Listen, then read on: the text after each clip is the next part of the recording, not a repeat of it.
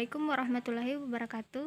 Nah, teman-teman, di sini saya akan menjelaskan mengenai latihan ketiga dari teori graf, di mana soalnya itu di antara graf-graf berikut manakah yang merupakan pohon, jelaskan.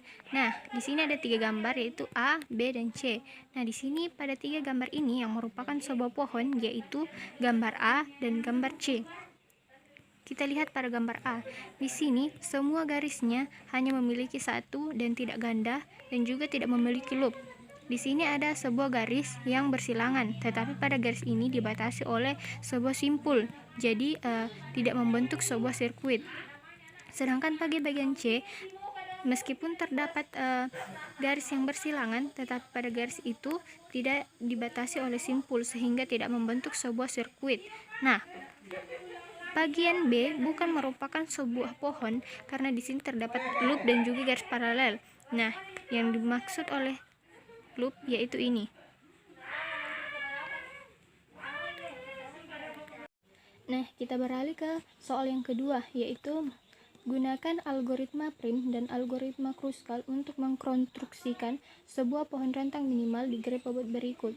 Nah, untuk menyelesaikan pohon rentang minimal pada graf ini, kita bisa menggunakan dua cara, yaitu menggunakan algoritma prim dan juga algoritma Kruskal. Nah, yang pertama saya akan menjelaskan mengenai penyelesaian menggunakan algoritma prim. Penyelesaian yang pertama yaitu langkah pertamanya, ambil sisi dari graf yang berbobot minimum, masukkan ke dalam T. Langkah kedua, pilih sisi UV yang memiliki bobot minimum dan bersisian dengan simpul di T, tetapi UV tidak membentuk sirkuit di T. Masukkan UV ke dalam T. Nah, langkah yang ketiga yaitu ulangi langkah kedua sebanyak N 2 kali. Nah, di sini N atau sebanyaknya simpul berjumlah 9. Jadi 1 ditambah N dikurang 2 sama dengan N dikurang 1. 1 ditambah 9 dikurang 2 sama dengan 9 dikurang 1. Ini hasilnya 8. Jadi untuk menyelesaikan algoritma prim, kita harus menyelesaikan menggunakan 8 cara. Berikut caranya. Nah, langkah yang pertama tadi sudah dijelaskan bahwa ambil sisi graf yang berbobot minimum, masukkan ke dalam T. Nah, di sini yang memiliki bobot minimum yaitu 1,2, yang memiliki bobot ada 8. Jadi kita masukkan ke dalam tabel. Jadi gambarnya pohon rentangnya seperti ini. 1,2 yang memiliki bobot 8. Nah, langkah kedua yaitu pilih sisi UV yang mempunyai bobot minimum dan bersisian dengan simpul di T. Nah, yang bersisian dengan simpul 1 dan 2 yaitu ada 1,4 dan 2,5. Nah, yang di sini yang memiliki bobot minimum dari kedua ini yaitu 12. Jadi kita ambil 1,4. Jadi kita ambil 1,4 yang memiliki bobot 12. Gambarnya dapat dilihat seperti ini. Nah, kemudian langkah ketiga, ulangi langkah kedua sebanyak N dikurang 2. Nah, di sini kan tadi langkah kedua kita mengambil bobot minimum yang bersisian dengan T. Nah, yang bersisian dengan simpul 4 yaitu 4,5 dan 4,7. Nah, yang memiliki bobot yang terendah dari kedua ini yaitu 11. Jadi kita ambil 4,5. Kita ambil 4,5 yang memiliki bobot 11. Nah, gambarnya dapat kita lihat seperti ini. Terus langkah yang keempat yaitu 5,6. Sama seperti langkah sebelumnya.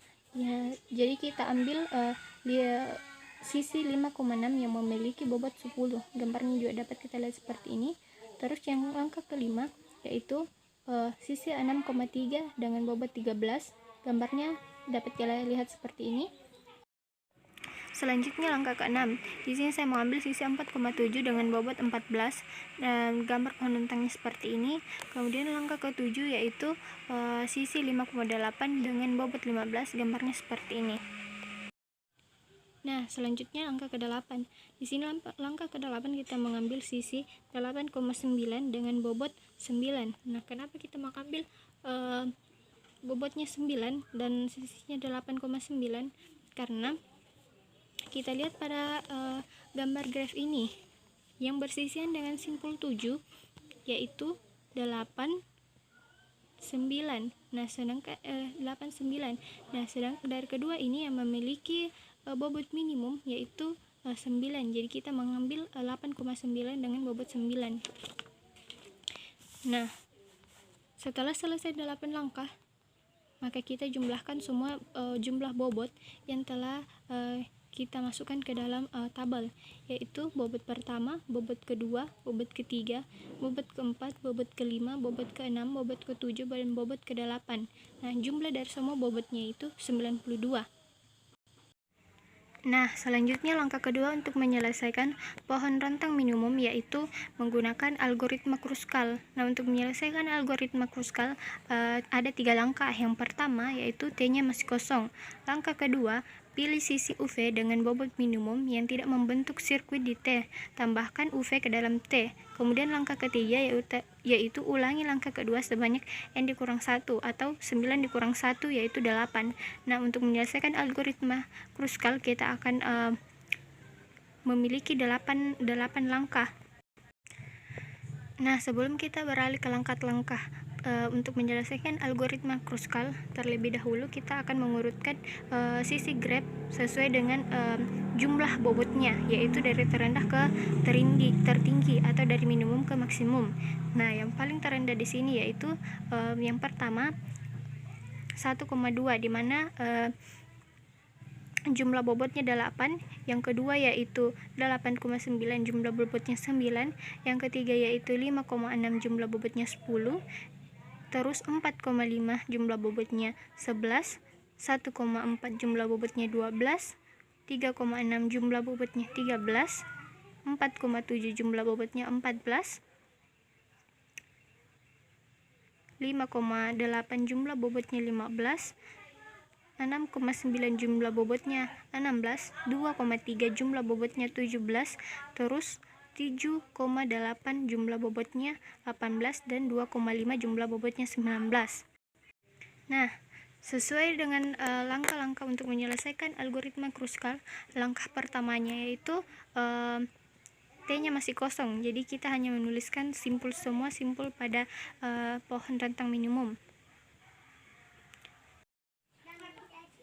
Nah, langkah yang pertama yaitu kita ambil sisi 1,2 dengan bobot 8. Kenapa kita mengambil bobot ini? Karena pada langkah tadi sudah dijelaskan bahwa pilih sisi dengan bobot minimum yang tidak membentuk di sirkuit T di T, tambahkan UV ke dalam T. Nah, di sini yang memiliki bobot minimum yaitu 8. Jadi gambar pohon merentangnya seperti ini. Nah, langkah keduanya yaitu kita mengambil sisi 8,9 dengan bobot 9, karena pada pohon merentang ini yang memiliki bobot minimum yang terendah yang kedua yaitu 9, makanya kita mengambil 9 dan gambar pohon merentangnya dapat kita lihat seperti ini. Kemudian langkah ketiga yaitu sama seperti langkah sebelumnya, kita juga mengambil yang memiliki bobot terendah. Nah, di sini yang memiliki bobot terendah kemudian yaitu 3,6 yang memiliki bobot 10. Kemudian langkah keempat kita mengambil sisi 4,5 dengan bobot 11, pohon merentangnya seperti ini. Kemudian gambar kelima kita mengambil sisi 1,4 dengan bobot 12, gambar pohon merentangnya seperti ini. Kemudian sisi langkah ke-6 kita mengambil sisi 3,6 dengan bobot 13, gambar pohonnya seperti ini. Kemudian langkah ke-7 kita mengambil sisi 4,7 dengan bobot 14, gambar pohon merentangnya seperti ini. Kemudian yang ke-8 kita mengambil sisi 3,8 dengan bobot 15. Nah, di sini kita tidak mengambil langkah 9, 10, 11, dan 12 karena tadi sudah dijelaskan pada awal bahwa hanya ada 8 langkah untuk menyelesaikan algoritma Kruskal. Maka dari itu langkah 9, 10, 11, dan 12 semuanya ditolak, yaitu sisi 6,9, 2,3, 7,8, dan 2,5. Nah, di sini dapat kita lihat pada yang ditolak yaitu 6,9 di sini ditolak karena jika juga diterima maka ini akan membentuk sebuah sirkuit dan itu tidak memenuhi syarat dari sebuah pohon. Begitupun selanjutnya 18, 19, dan 17. Nah, setelah menyelesaikan 8 langkah, kita jumlahkan semua bobotnya, yaitu bobot pertama, bobot kedua, bobot ketiga, bobot keempat, bobot kelima, bobot keenam, bobot ketujuh, dan bobot ke-8. Nah, jumlah dari semua bobot ini 1 sampai 8 yaitu 92. Nah, hasil ini sama dengan hasil yang sebelumnya sudah kita cari menggunakan algoritma prim. Jadi, bobot pohon merentang yaitu 92. Nah, itulah penjelasan yang dapat saya jelaskan mengenai dua latihan soal dari teori graf. Kurang lebihnya mohon dimaafkan. Wassalamualaikum warahmatullahi wabarakatuh.